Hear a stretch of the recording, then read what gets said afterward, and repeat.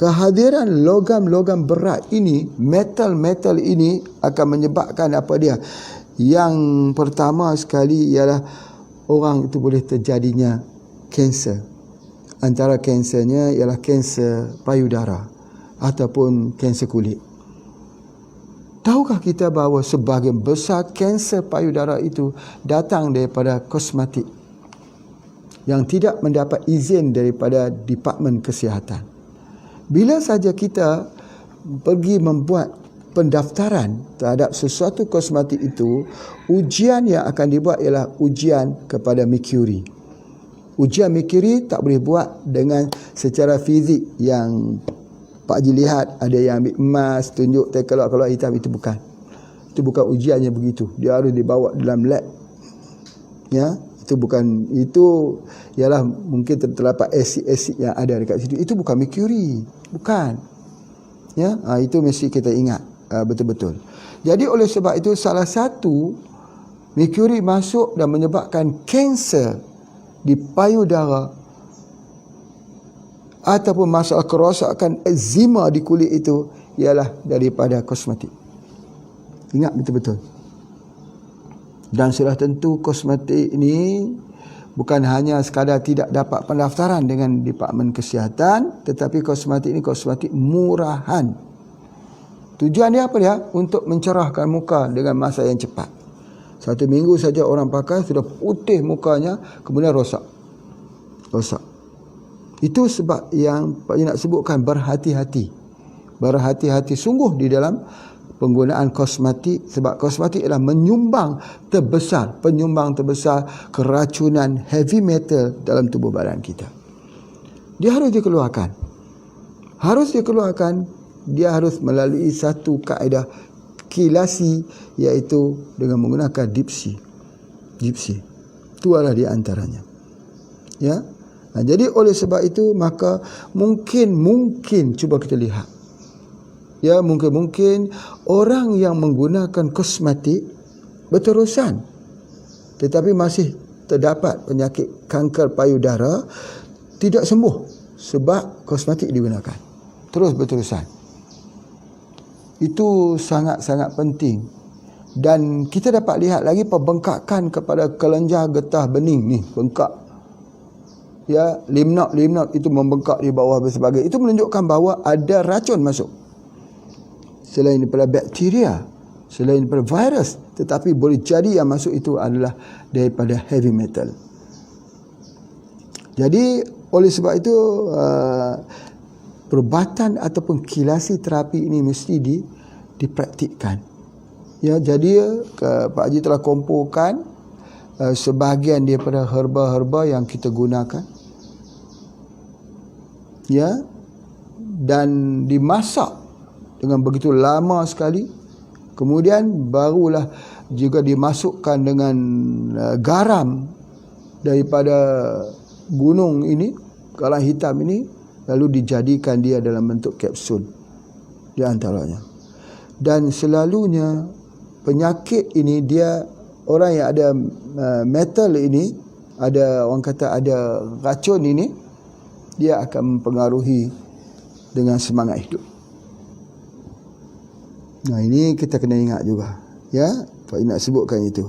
Baik. Kemudian, kalau sudah sampai kepada usia agak tua, tadi Pak Haji sebut kepada ibu-ibu yang ambil itu. Yang kedua, ibu yang hamil pun begitu juga. Ia boleh menyebabkan kecacatan nanti kepada bayi yang dikandungnya itu. Kerana kadar merkuri, kadar pelambang, kadar arsenik dan kadmium yang ada. Begitu juga dengan orang tua. Bila orang tua ini dia banyak di dalam darahnya itu daripada metal, maka dia akan jadi lupa ingatan. Dia lupa cucunya siapa, anaknya siapa. Dia tak kenal orang. Tak kenal orang itu adalah disebabkan kerana metal yang terlalu tinggi. Ya, dan bila dia rawat, dia kenal balik. metal yang tinggi ini. Jadi oleh sebab itu maka deep sea ini kita perlu ambil, beri kepada, hadiah kepada ibu dan ayah kita. Kalau kita ingin, kita mahu mereka terus mengenali kita.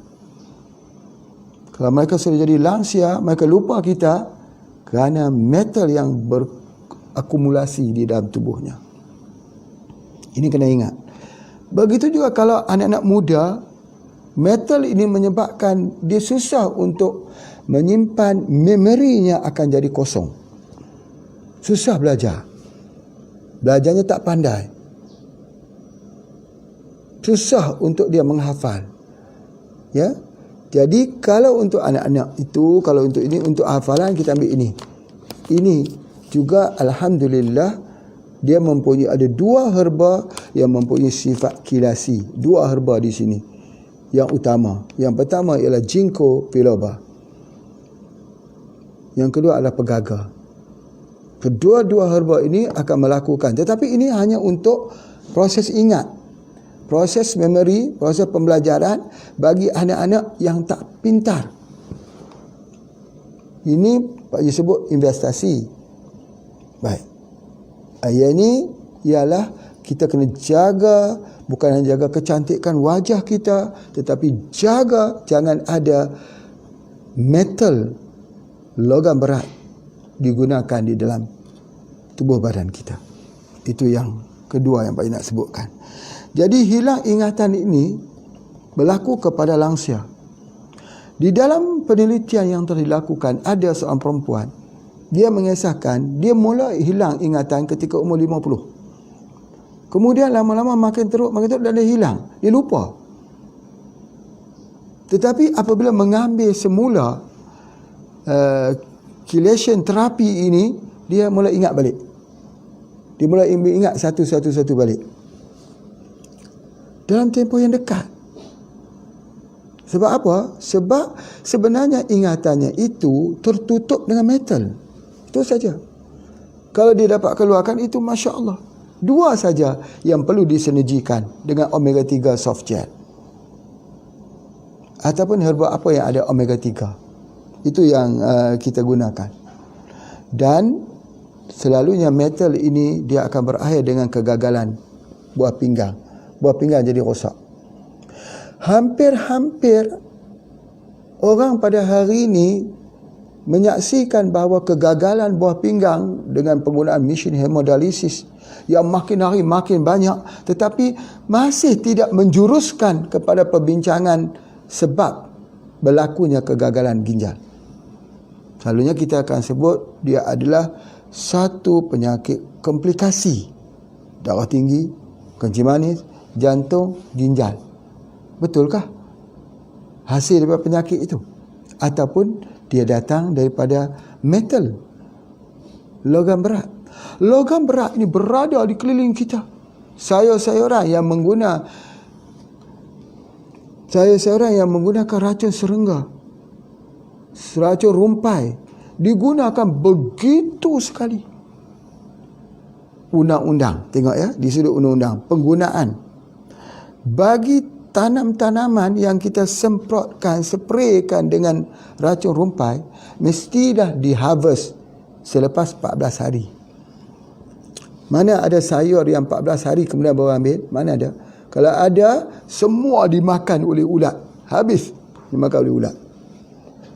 Sebab undang-undang itu tidak berlaku, sebab hari ini ulat, serangga-serangga yang memakan sayur-sayur itu sudah mempunyai kekebalan, immunity, resistant, di mana sayur-sayur itu, ya, mereka akan boleh makan racun itu. Mungkin dulu mak bapak mereka, bapak pada serangga itu mati, tetapi melahirkan cucu yang resistant. Jadi bila kita gunakan kimia lebih tinggi lagi, cucunya pun mati. Tinggal cicitnya. Cicitnya yang lebih kuat. Cicit kuman.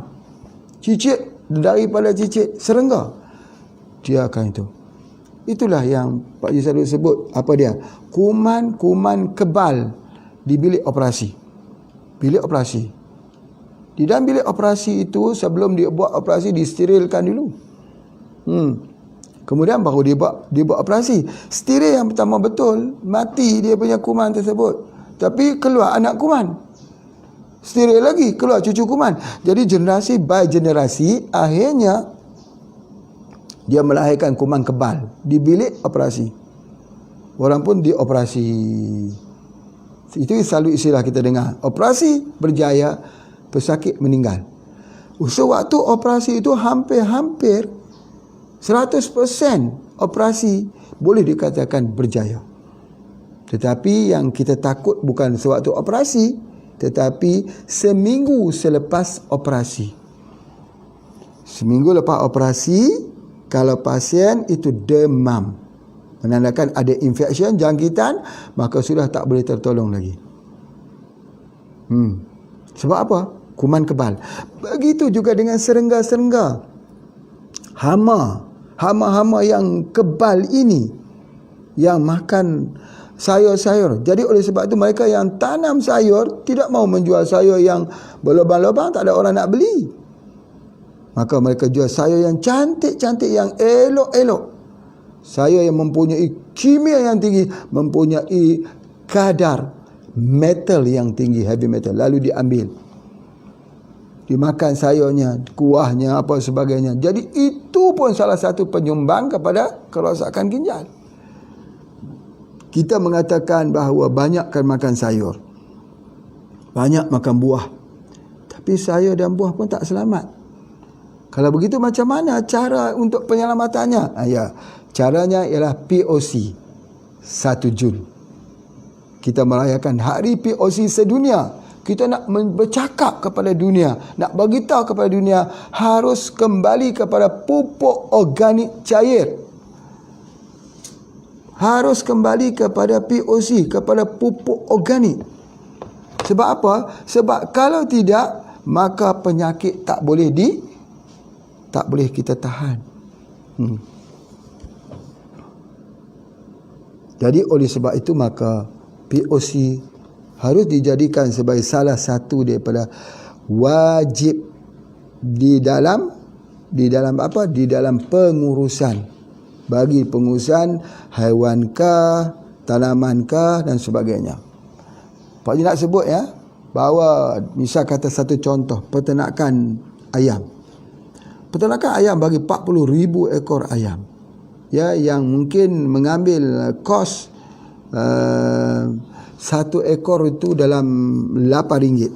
Kalau 40,000 jadi RM360,000 Malaysia, lebih kurang dalam 1 M lah, kurang lebih, untuk memelihara ayam bagi 40,000 ekor.